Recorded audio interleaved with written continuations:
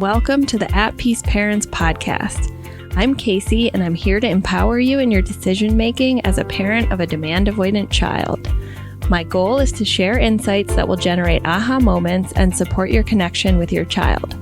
I'm a mom of two amazing little boys, one of whom is PDA, and I've worked with hundreds of parents just like you to teach them how to lead their child out of burnout and find the clarity, peace, and sense of community they need.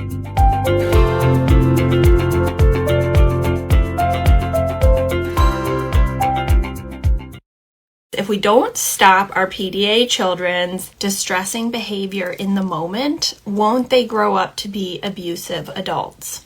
Or what does an accommodation approach look like for PDA autistic adults? So today I want to take some time during this live to answer this question in a nuanced way. I will put it on the podcast because it is the theory of change behind the approach that I teach. And as the account gets bigger and more people see my posts and take them out of context, I know that this question will continue to come up in comments, DMs, and emails. This is because I also know that this is a very reasonable, natural question for a parent who is coming to PDA and neurodivergence and different non-behavioral approach to parenting for the first time. So I'm always keeping that in mind because I remember where I was 5 years ago, 4 years ago, and I'm not saying this with judgment. And also, this may not be for everyone in terms of how they want to approach their neurodivergent or PDA child, and I am not here to judge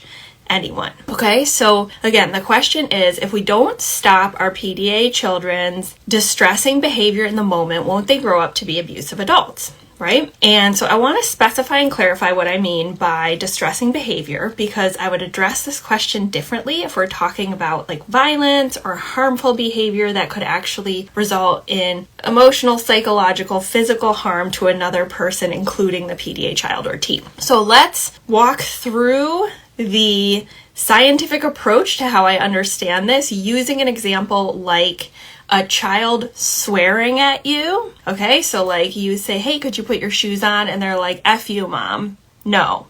Or, they forget to put something in their backpack and blame you for it when they come home. Okay, so like this is an example of it not being like a de-escalation or risk mitigation situation, which is more like physical violence or really distressing behavior towards a sibling. We're just talking about you and the child or teen in the dyadic relationship.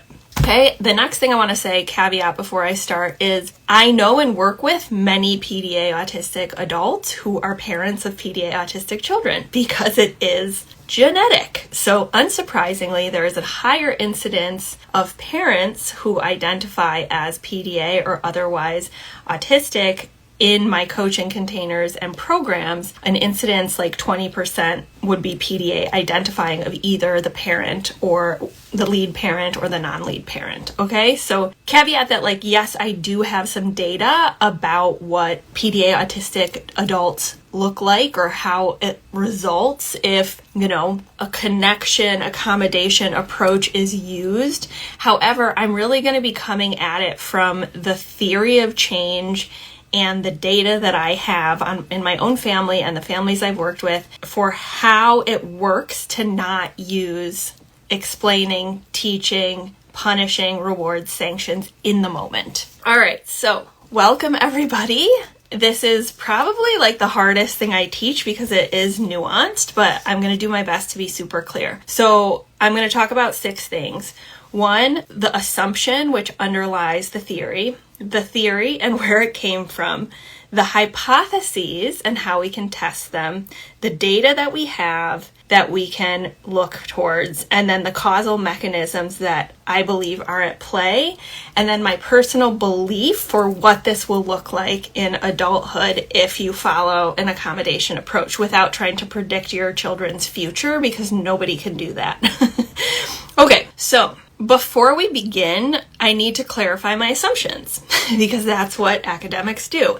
And so if we disagree on our assumptions, then it doesn't matter if the theory and the hypotheses and the data is great because we're operating with different basic assumptions about how things work. So my assumption about humans and human behavior has changed through my experience of parenting my son. I was trained as an academic in rational choice theory, econometrics, political science to think of all behavior as rational and incentivized by rewards and consequences. So it's not just how I parented, it was also my academic background. Now I believe, and this is more Buddhist practice than academic discipline, I believe that all humans represent a divine light that can never be corrupted, okay? And that we are not our emotions, our thought patterns, or our nervous system reactions. So if we operate on that premise, it doesn't seem that counterintuitive or controversial, but when I explored my own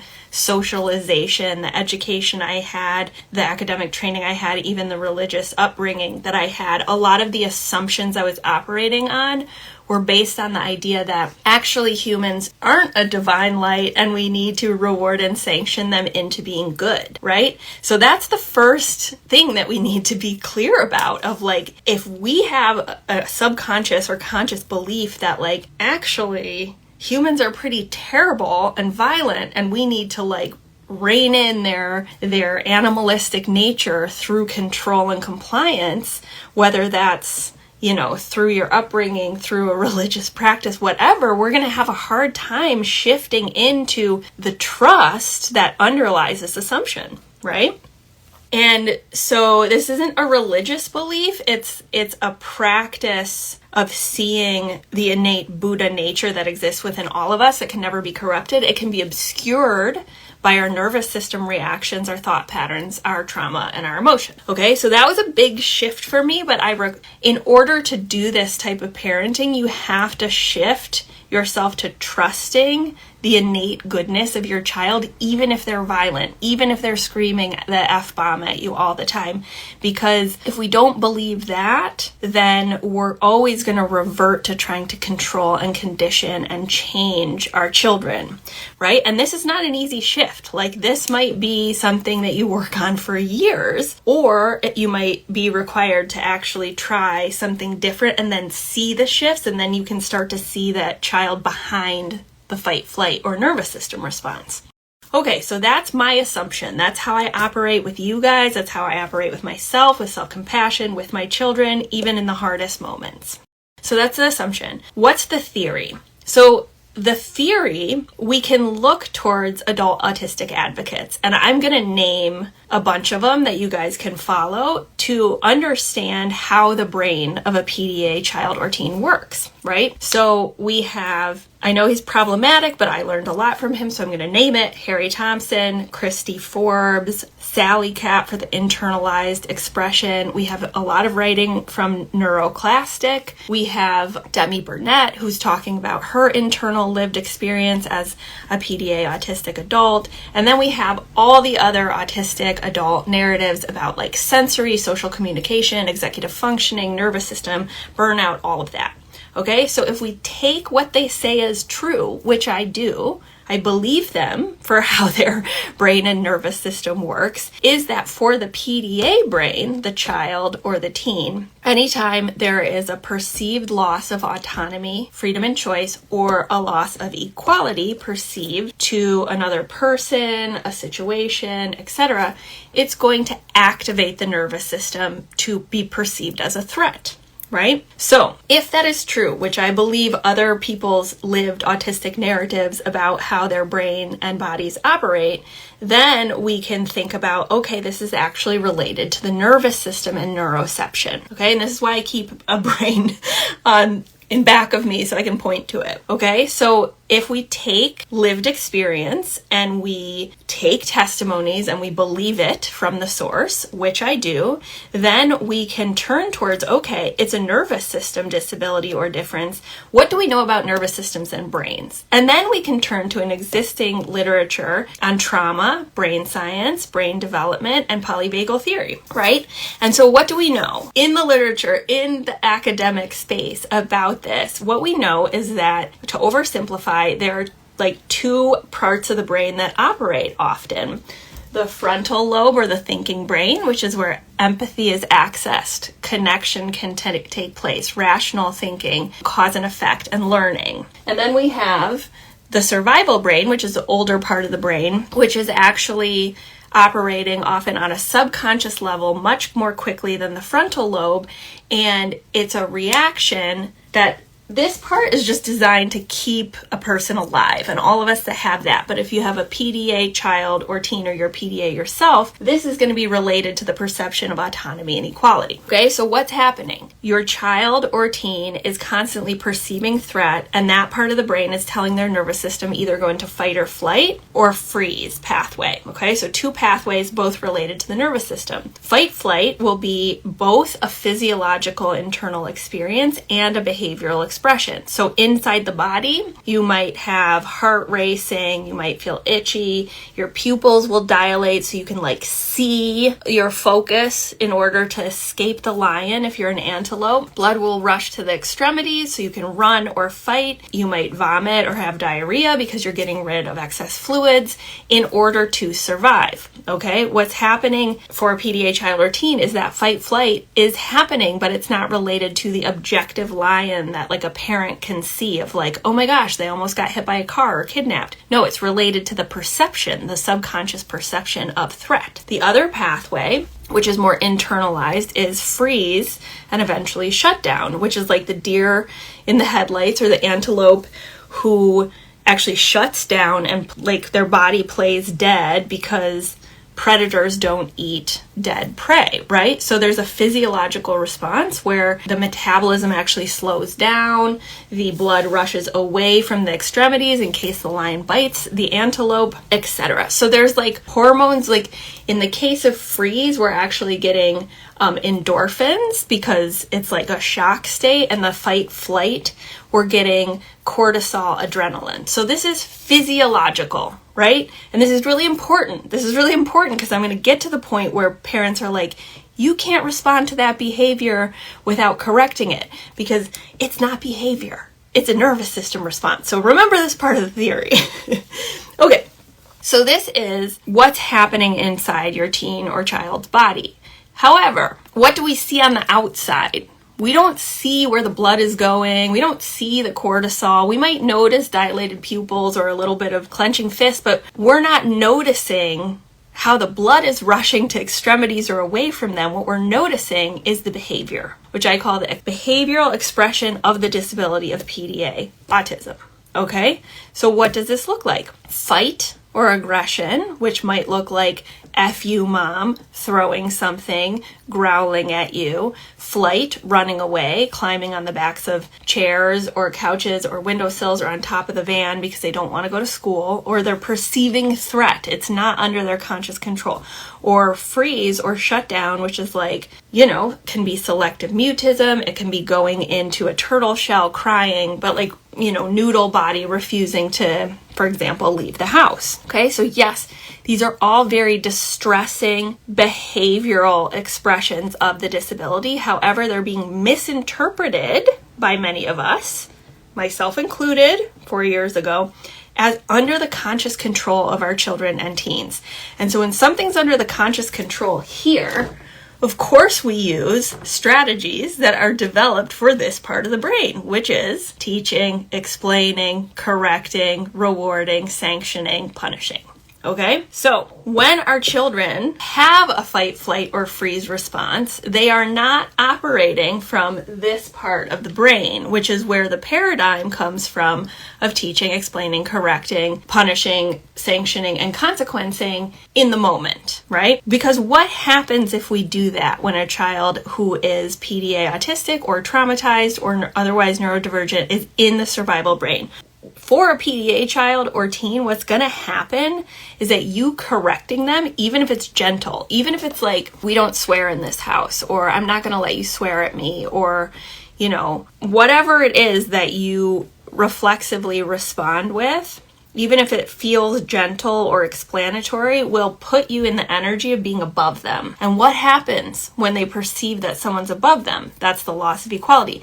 It pushes them further into their survival brain. So this is not normative. This is not a philosophy. This is just how the brain works, right? So what we know is that if we correct, explain, put ourselves in an energy of authority, use reward, sanctions, or punishment, we're just putting our kids further into their fight, flight, freeze response and pushing them into a trauma response. So this is what I call a choice point and radical acceptance of like, this is just how it works, right? Like, you can choose to, and I do this, I mess up sometimes. I have my own responses and reactions, and I'll say like, we don't talk like that in our house, or, whatever it is in the moment, and my son will double down or get even more escalated, right? So the hypothesis then becomes, and I have tested it with my own son and all the families I've worked with, and I'll bring the data to you, but the hypothesis then becomes, specifically, if, according to the theory and the assumptions we have, the child is in their survival brain, and if we correct, explain, sanction, reward them, they'll go further into it, then we have to develop another hypothesis for how this could work as parents. And so a hypothesis is, what happens if we diffuse? What happens if we pause and don't say anything? Or what happens if we make light of it or joke? And what happens if we focus on, instead of correcting the frontal lobe behavior, which is not frontal lobe, we focus on what can actually get them out of their survival brain? What happens, right? And so you can start to see data. When you stop correcting, explaining, punishing, the first thing you'll start to see is that the connection improves. You'll start to see that the power struggles reduce. You'll start to see potentially over time that other things start to improve, like overall meltdowns in a week, the duration, the intensity, and you may start to see, they're accessing basic needs a little better. They're eating more, they're sleeping more, okay? So I have been doing this for 4 years in my personal experience, and it was a leap of faith, right? However, I do have data now because it's been a long time. So for example, especially when my son was in burnout, he would literally throw Twix wrappers on the floor and grunt at me and not speak to me. And, he was only eating Pirate's Booty and popcorn for years. I'm not exaggerating here of he's picky. I was very concerned about caloric and nutrition intake. I was worried about a feeding tube. I was worried about hospitalization. Okay. But I did not have other choices, right? This is the radical acceptance of how it actually works in their brain. And so the only choice based on the hypothesis I had was, I'm going to focus on regulating his nervous system, giving him signals of safety, diffusing all of these moments so that he can get back into his thinking brain and actually access the things he wants to learn and do, like eat and sleep, etc. Okay, so I'll give you 2 examples. One was from yesterday. I have never, since we went into burnout, I have never asked my son to clean his room or pick up anything. Although now, because he has, and I'm going to talk about this, because he has a window of tolerance and he throws the Twix wrapper on the ground, myself or my husband might say it looks like you dropped the Twix wrapper on the ground, declarative language, and he'll pick it up. But I wouldn't have done that 4 years ago. But now we have a fluid practice of collaboration, trust, and overall accommodation. So for example, yesterday he was engaged with my mother, who was visiting for my birthday, and his grandma. They were playing a game together, and my 4-year-old was needing attention, and I was like, okay, I'm gonna go upstairs with my folded laundry. You're welcome to help me put it away if you want, or you can play. And he chose to be with me. We put away the laundry, and then we sort of I did a declarative sentence about it looks like your desk is really covered in stuff. It might be hard to do art there, period.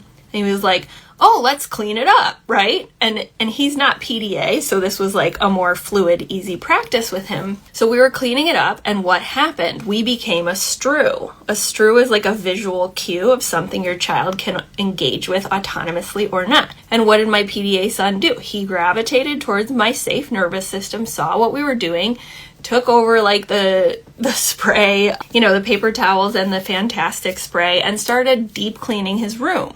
Okay, so this is like just in the moment examples of like, I never made him clean his room. He gravitates towards it when there is an opportunity that I scaffold and strew. Okay, additionally, with eating through accommodations, and the accommodations you do outside of the basic need all move towards accessing the basic need. So for example, like him correcting me, like, Mama, you forgot to put this in my football bag, and me wanting to say, no, you actually need to put that in there. I'm like, oh, I'm sorry, honey, I'll remember next time.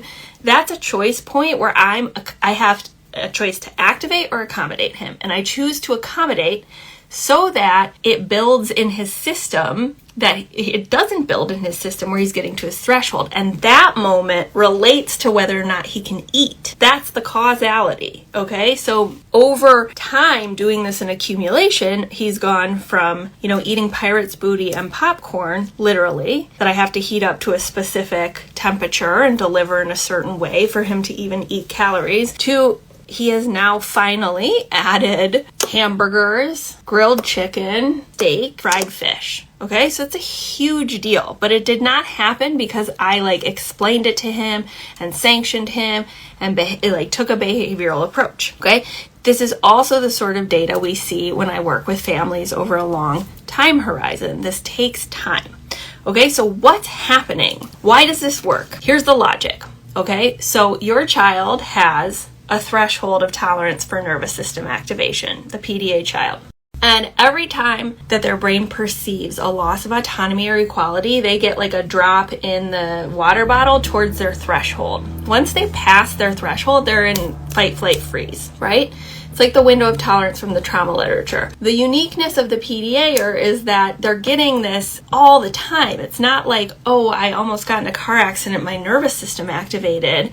It's constant throughout the day, perceiving losses of autonomy and equality, and they're moving towards their threshold. And if they move past it, they're in full-on fight flight, and if they exist past it, they're going to go into burnout and be at risk of complex trauma.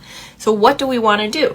We want to accommodate and move them below their threshold of tolerance so that when we do need to set boundaries, in a case of like health and safety, they will activate, but it's not going to push them into burnout or disrupt the trust and connection that we have. Okay, so there's 3 things that I believe, I don't have proof of this because my son is not an adult, but I believe that if we take the same person and for one person, we constantly try and teach, explain, and sanction them into behaving a certain way because how they're behaving is inappropriate, but we're just pushing them further and further into their survival response. And we're signaling that we don't understand them, and we're signaling a lack of connection because we're just like setting off their trauma response. You take the other same person and we accommodate the nervous system so that they're not constantly perceiving threat and having trauma, signaling safety and trust because we understand them. Who's more likely to end up as having mental health issues and becoming abusive? In my opinion, it's not this one, right? It's not the person that we're connecting with, giving them a sense of belonging and accommodating a trauma response. To me, it just doesn't make any sense to think just because we're using traditional behavioral methods, that's the right way for this particular individual. Okay, so what's happening when we're accommodating, which may mean diffusing in the moment, which may mean not correcting in the moment, of just allowing it to pass. And this doesn't mean you can't, in a regulated moment, 2 days from now, be like, hey, I noticed your body was having a hard time, period. It really hurt me when you said that, period. Right? It doesn't mean you can never talk about anything. It's just we're talking about in the moment. So what happens when we choose to diffuse instead of activate as parents or teachers or therapists? We're creating a window of tolerance We're building trust because they feel seen and heard, even if they don't realize why it's happening, right? Because it could be totally subconscious. And then third, again, this is a theoretical causal mechanism. We're creating new neural pathways, right? We're just doing what we need to do to get them back in the thinking brain, which in the moment feels really counterintuitive to not correct someone who's like, fuck you, right? But if we can really ground down into the theory of how the brain works, we can see it as like, oh, their nervous system is activated, I can accommodate, and then they don't continue to go into that trauma. Okay, so what happens when we create a window of tolerance over time with children and teens, and we create connection and trust, and we're strengthening neural pathways back to the frontal lobe, is that they're spending more time in the part of their brain that can learn, access empathy, cause and effect, and sequencing, right? So the more time they spend there, the more they're actually going to be able to access learning around the things that we want them to learn, which we can model for them of like, I don't swear in my home. I don't get angry and like react with the people around me. So he is seeing that and learning from it, right? And so we're modeling, instead of like correcting or encouraging compliance through control with our children, we're modeling for them how to manage with compassion the disability that they have, right? And once they're in their thinking brain longer, you can use things like therapy with consent. You can use collaborative problem solving.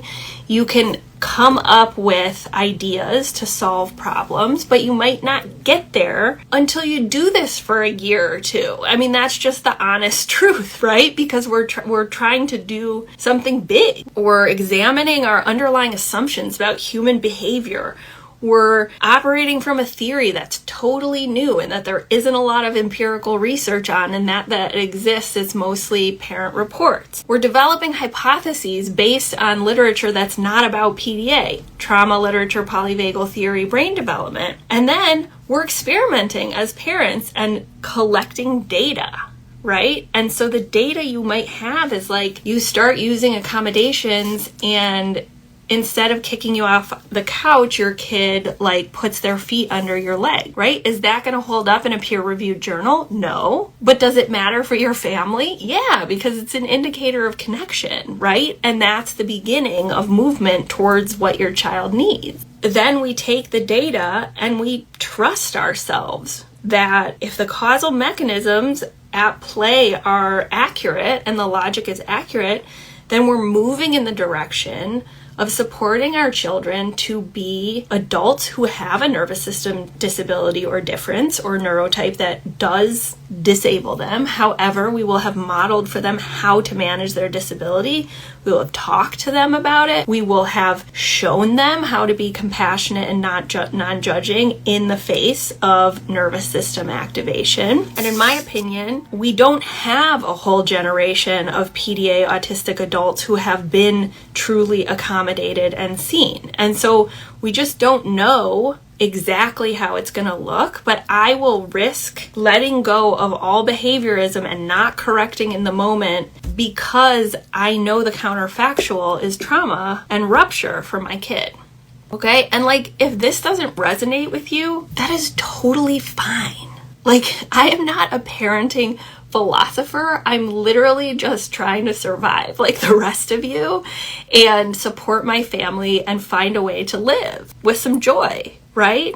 And so I'm never going to judge another parent who does things differently than me. And I'll just be honest, if I didn't think that my son's brain worked like this, I would not be parenting like this because the trade-offs are way too high for a family. Like, I've had to leave everything. I had to leave my career. I had to leave the city.